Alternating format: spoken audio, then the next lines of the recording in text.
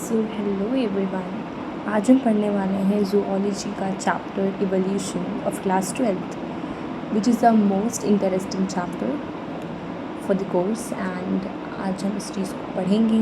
This is the part 1। और अगर आपको इसके लिए वेल रिटन नोट्स चाहिए तो I mention the Telegram link in the description box. Please go there and DM on it, you will get the notes. So हम आज पढ़ाई करेंगे अबाउट इवोल्यूशन कि हमारी अर्थ कैसे फॉर्म हुई, हमारा यूनिवर्स कैसे ओरिजिन हुआ, कब ओरिजिन हुई इसकी, और इवोल्यूशन का प्रोसेस कैसे कंटिन्यू हुआ and what is evolution first of all. ठीक है, इस चीज़ को हम पढ़ेंगे। सबसे पहले हम बात करते हैं इवोल्यूशन क्या होता है। अब इवोल्यूशन इज़ द चेंज। ठीक है, आप क्या बोलोगे? इवोल्यूशन एक चेंज है। The change in flora and fauna that took place over millions of years. ठीक है, the changes in flora and fauna मैं शॉर्ट में लिख रही हूँ, लेकिन अगर आपको इसके प्रिसाइज नोट्स चाहिए तो you may please DM on my Telegram account. I will provide you with the notes. ठीक है, the changes in flora and fauna that took place gradually over millions of years. That took place gradually, ठीक है, gradually over millions of years due to cumulative changes in organism. ठीक, writing is not good, I know, but it's okay. Due to cumulative changes in organism. तो this is what your evolution is. मैं एक बार dictate कर दे रही हूँ, अगर आपको मेरी राइटिंग समझ नहीं आ रही है तो you can write down in your copies. Evolution is the changes in flora and fauna that took place gradually over millions of years due to cumulative changes in the organism. सबसे पहले हम बात करते हैं ऑरिजिन ऑफ यूनिवर्स की। ठीक है, तो हम बात करेंगे अपने ऑरिजिन ऑफ यूनिवर्स की कि हमारे यूनिवर्स की ऑरिजिन कैसे हुई और इसकी ऑरिजिन को एक्सप्लेन कौन करता है। तो यूनिवर्स की ओरिजिन हुई थी 20 बिलियन ईयर्स अगो। ये जो मैं BYA लिख रही हूँ इसका मतलब है बिलियन ईयर्स अगो। ठीक है, 20 बिलियन ईयर्स अगो हमारे यूनिवर्स की ओरिजिन हुई थी। और इसको एक्सप्लेन कौन करता है, इसके ओरिजिन को एक्सप्लेन करती है द वेरी इंपॉर्टेंट थ्योरी जिसका नाम है बिग बैंग थ्योरी। ठीक है, बिग बैंग थ्योरी इसको एक्सप्लेन कर दिया है। बिग बैंग थ्योरी बताती क्या है?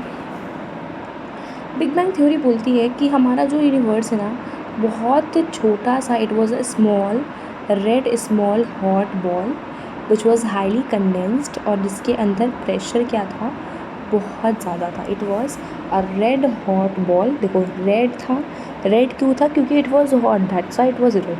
सो red hot ball which was condensed. Condensed का मतलब होता है बहुत ज़्यादा टाइटली पैक था, छोटा था, हॉट था, जिसके अंदर टेम्परेचर बहुत ज़्यादा था और प्रेशर भी क्या था, बहुत ज़्यादा था। ठीक है, जिस जैसे हमारा प्रेशर बढ़ता गया, एज प्रेशर इंक्रीज्ड इसमें थर्मोन्यूक्लियर एक्सप्लोजन हुआ और ये वॉल्यूम में क्या हो गया, एक्सपैंडेड हो गया, एक्सपेंशन इन वॉल्यूम। ठीक है, ये मेरा यूनिवर्स है, जो छोटा सा बॉल दिख रहा है रेड कलर का, दैट इज़ द यूनिवर्स। तो हम यहाँ लिखेंगे एज प्रेशर इंक्रीज, जैसे जैसे प्रेशर बढ़ता गया, thermonuclear explosion took place that was unimaginable in physical terms. मतलब इतना ज़्यादा ख़तरनाक एक्सप्लोजन हुआ कि हम इसको फिज़िकल टर्म्स में इसको इमेजिन नहीं कर सकते। ठीक है, और इससे क्या होता है कि हमारे यूनिवर्स की वॉल्यूम में एक्सपेंशन हो जाता है। तो जब बेटा जिस छोटे से बॉल का प्रेशर बहुत ज़्यादा था और टेम्परेचर बहुत ज़्यादा था, तो जैसे उसका वॉल्यूम एक्सपैंड हुआ, वॉल्यूम एक्सपैंड होने के बाद एक बहुत अच्छी चीज़ ये होती है कि बहुत सारी गैलेक्सीज़ फॉर्म हो गई। ठीक है, बहुत सारी गैलेक्सीज़ फॉर्म हो गई और one of the our galaxy is the Milky Way galaxy भी फॉर्म हुई। ठीक है, बहुत सारी गैलेक्सीज फॉर्म हुई और यूनिवर्स जो हुआ वॉल्यूम में एक्सपैंड हो गया। जब कोई भी ऐसी चीज़ जिसका टेम्परेचर बहुत ज़्यादा होता है वॉल्यूम एक्सपैंड हो जाता है, तो उसमें क्या क्या चीज़ें होती हैं? उसमें ही होती हैं उनके टेम्परेचर कम हो गया, टेम्परेचर केम डाउन, और दो ऐसी गैसेस बनी, हाइड्रोजन एंड हीलियम जैसी गैसेस का फॉर्मेशन हुआ और गैलेक्सीज़ का भी फॉर्मेशन हुआ। वन ऑफ द गैलेक्सी हमारी ये मिल्की वे गैलेक्सी। ठीक है, मिल्की वे गैलेक्सी जो कि जिसके अंदर हमारा सोलर सिस्टम प्रेजेंट है और उस सोलर सिस्टम में हमारी धरती माता प्रेजेंट है। तो आप जानते हैं कि कोई भी, जैसे मान लो कि कोई भी गैलेक्सी होती है जैसे मिल्की वे गैलेक्सी, ठीक है। इस मिल्की वे गैलेक्सी के अंदर हमारा सोलर सिस्टम प्रेजेंट है और उस सोलर सिस्टम के अंदर हमारा अर्थ प्रेजेंट है, ठीक है। तो ये चीज़ हुआ और उस एक्सप्लोजन से 2 गैसेस फॉर्म हुई जिनका नाम है हाइड्रोजन एंड हीलियम। ये चीज़ आपको याद रखनी है, बहुत बहुत बहुत बहुत बहुत इंपॉर्टेंट है कि 2 यही गैसेस फॉर्म हुई थी, हाइड्रोजन एंड हीलियम, राइट। चलिए जी अब बात करते हैं ओरिजिन ऑफ अर्थ की। हमारी अर्थ की ओरिजिन कब हुई थी? हमारी अर्थ की ओरिजिन हुई थी 4.5 billion years ago. 4 billion years ago plus 500 million years ago, तो उसको बोलेंगे 4.5, 4.5 बिलियन ईयर्स अगो हमारी अर्थ की फॉर्मेशन हुई। इसमें क्या माना जाता है कि मेरा जो अर्थ है ना, उसके अंदर जो टेम्परेचर था वो काफ़ी ज़्यादा था और जो सरफेस पे टेम्परेचर था ना वो काफ़ी कम था। Temperature was very less on the surface. बाहर सरफेस पे टेम्परेचर कम था प्लस अंदर टेम्परेचर ज़्यादा था। इस डिफरेंशियल टेम्परेचर की वजह से, due to this differential temperature क्या होता है कि जो वॉल्केनिक इरप्शंस होते हैं, ठीक, जब वॉल्केनिक इरप्शंस होते हैं तो मेरा जो मोल्टेन लावा होता है ये रेड मेरी अर्थ के सरफेस को कवर कर लेता है। मोल्टेन मास मतलब लावा। तो इस डिफरेंस ऑफ टेम्परेचर, अंदर ज़्यादा टेम्परेचर, अर्थ के सरफेस पे कम temperature, due to this differential temperature on Earth surface and inside volcanic eruptions हुआ। वॉल्केनिक इरप्शंस होने की वजह से जो मोल्टेन मास हमारी अर्थ के सरफेस को कवर कर लेती है। और ये जो मोल्टेन मास है ना वो वेरियस गैसेस रिलीज़ करती हैं, जैसे कि मीथेन गैस, जैसे कि अमोनिया गैस NH3, जैसे कि H2O वेपर यानी कि वाटर वेपर रिलीज़ होता है। साथ ही साथ हमारे कार्बन डाइऑक्साइड को भी ये रिलीज़ करते हैं। तो ये जो मोल्टेन मास होता है वो बहुत अलग अलग गैसेस को रिलीज़ करती हैं, water vapour, carbon dioxide, methane and ammonia gas was released, ठीक है। अब क्या होता है कि हमारे जो प्रिमिटिव अर्थ थे उस टाइम पे, तो उस टाइम पे कोई एटमॉस्फेयर नहीं था, बहुत रिड्यूसिंग एटमॉस्फेयर था। रिड्यूसिंग एटमॉस्फेयर का मतलब ऑक्सीजन उस टाइम पे प्रेजेंट बहुत कम था और फ्री फॉर्म में नहीं था।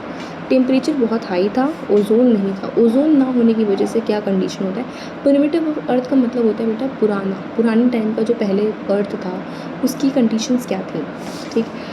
ओजोन ना होने की वजह से जो हमारा यूवी रेंज होता है या यूवी रेज कह लो, वो ईजिली इंटर कर जाता था हमारे अर्थ के अंदर, ठीक है, through the layers of atmosphere. क्योंकि उस टाइम पे एटमॉस्फेयर था नहीं, तो कोई लेयर्स नहीं था, कोई ओजोन नहीं था, तो हमारा यूवी रेज ईजिली एंटर कर जा रहा था। और H2 जो हमारे प्रिमिटिव अर्थ पे प्रेजेंट था, पानी को स्प्लिट कर दे रहा था H2 और O2 में। O2 तो बहुत रिएक्टिव था क्योंकि ये फ्री फॉर्म में नहीं था, है ना, तो वो बहुत ज़्यादा रिएक्ट कर जाता था अदर गैसेस से, तो और बहुत सारी अदर कम्बिनेशंस और कंपाउंड्स को फॉर्म कर रहा था, ठीक है। लेकिन जो H2 था, it was lighter in mass, it was lighter in weight, so being lighter it easily escape in the atmosphere. बहुत हल्का था इसलिए वो इजीली एस्केप कर जा रहा था, कहाँ पे, हवा में। हम बात करते हैं कि इवेंचुअली क्या होता है, अल्टीमेटली बाद में ये होता है, इवेंचुअली लेटर क्या होता है कि हमारा ओजोन गैस फॉर्म होता है, ओजोन वॉज फॉर्म, ठीक है, ओजोन फॉर्म होता है। और ओजोन फॉर्म होने की वजह से टेम्परेचर केम डाउन और H2, अभी मैं एक्सप्लेन करूँगी सब कुछ। H2 vapour condensed and ultimately formed on earth's depression, ultimately falls on earth's depression as rain.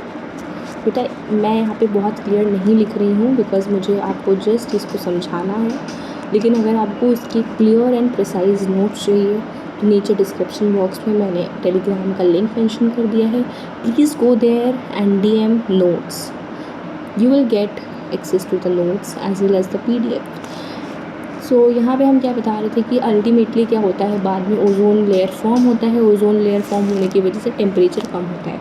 अभी मैं सबके रीजंस बताऊँगी कि टेम्परेचर क्यों कम हुआ, H2 वेपर कंडेंस क्यों हुआ, और वो अर्थ डिप्रेशन क्या कि पहले हमारे प्रिमिटिव अर्थ में ना, अर्थ में बहुत गड्ढे थे बेटा, बहुत ज़्यादा डिप्रेशंस थे, गड्ढे बहुत ज़्यादा थे, तो H2 वेपर अल्टीमेटली कंडेंस होकर हमारे अर्थ के डिप्रेशन पे फॉल हुई एज रेन।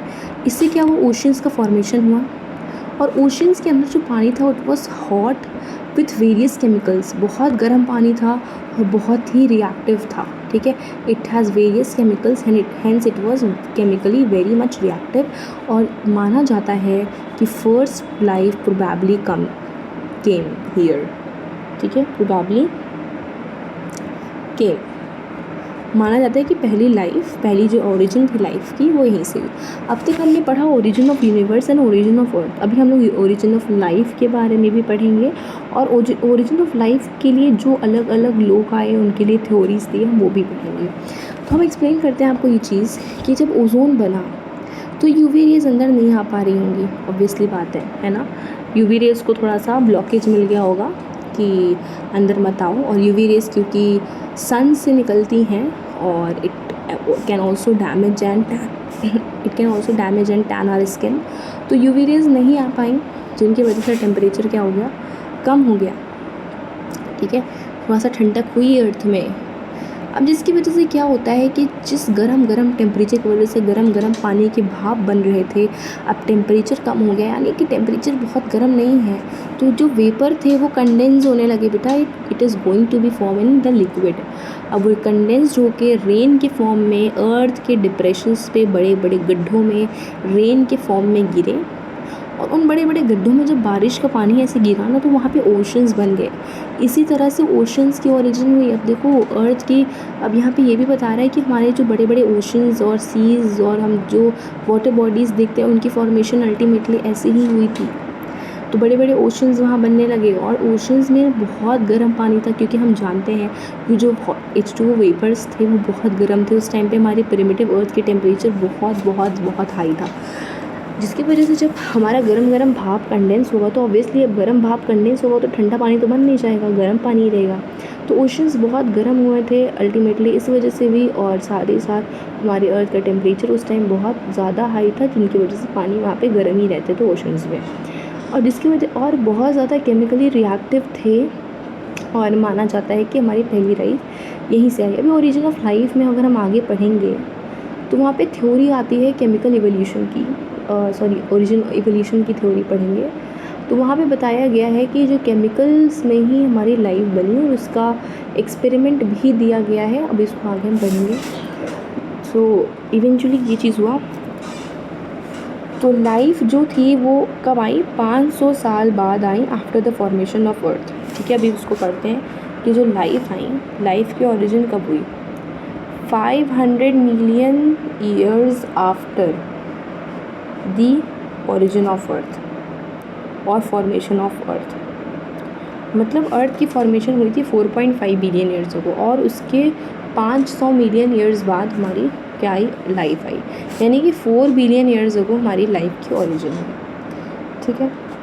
और यहाँ पे कुछ इंपॉर्टेंट पॉइंट्स हैं, मैं आपको डिस्कस करिए। देखो लाइफ के ओरिजिन हम कल भी डिस्कस करेंगे, पार्ट 2 में we will discuss the origin of life. इस चैप्टर के टोटल 3 पार्ट्स बनेंगे, जिसमें मैं आपको हर एक चीज़ पढ़ाऊँगी। Everything would be covered in these 3 parts. और साथ ही साथ at the very ending of the chapter I will give you questions and question practice करेंगे बहुत ढेर सारा। और प्लीज़ नोट्स के लिए please visit on the Telegram link provided in the description box itself. कुछ इम्पॉर्टेंट पॉइंट्स हैं जो मैं आपको यहाँ पे बताने जा रही हूँ कि जो आपको जानना ज़रूरी है बीइंग अ साइंस स्टूडेंट, तो जो कि NCERT में मेंशन भी है, ठीक है। मैं जो भी पढ़ा रही हूँ everything is NCERT based, nothing is out of NCERT, keep in mind. तो हम बता रहे हैं कि जो डिस्टेंस होती है प्लैनेट्स के बीच में, 2 प्लैनेट है, का अर्थ है और कोई दूसरा प्लैनेट है, उनके बीच की जो डिस्टेंस होती है उनको हम कहते हैं स्टेलर डिस्टेंसेस। क्या कहते हैं, स्टेलर डिस्टेंसेस, ठीक। नेक्स्ट हम पढ़ेंगे कि जो डिस्टेंसेस होती हैं ना प्लैनेट्स के बीच में, क्योंकि वो बहुत होती हैं तो वो लाइट ईयर में मेजर की जाती हैं। इसमें लाइट ईयर में, what is meant by light year? A light year is a distance travel by the light in 1 year in vacuum. Light 1 साल में कितना डिस्टेंस ट्रेवल कर लेता है वैक्यूम में, उसे हम कहते हैं लाइट ईयर। तो 1 light year, I am dictating it again, please write down in your copy if you want. 1 light year is the distance traveled by the light in 1 year in vacuum. So first, the very first point, distance between planets are known as stellar distance. It is measured in light year. What do you mean by light year? 1 light year is the distance traveled by the light in 1 year.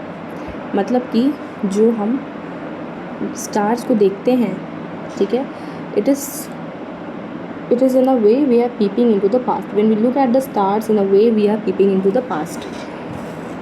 यानी कि सोच लो कि उस star से जो light निकल के आ रही होगी वो हमारे आँखों को 1 साल बाद पहुंच रही होगी. यानी कि हम ये बोल सकते हैं कि when we look at the stars in a way we are peeping into the past. जिस टाइम पे उस स्टार से वो स्टार बना है और उस स्टार से लाइट निकल के आ रही होगी तो उसको हमारे आँखों तक पहुंचने में 1 साल लगता है और then we can able to see the stars in the sky at night. Okay.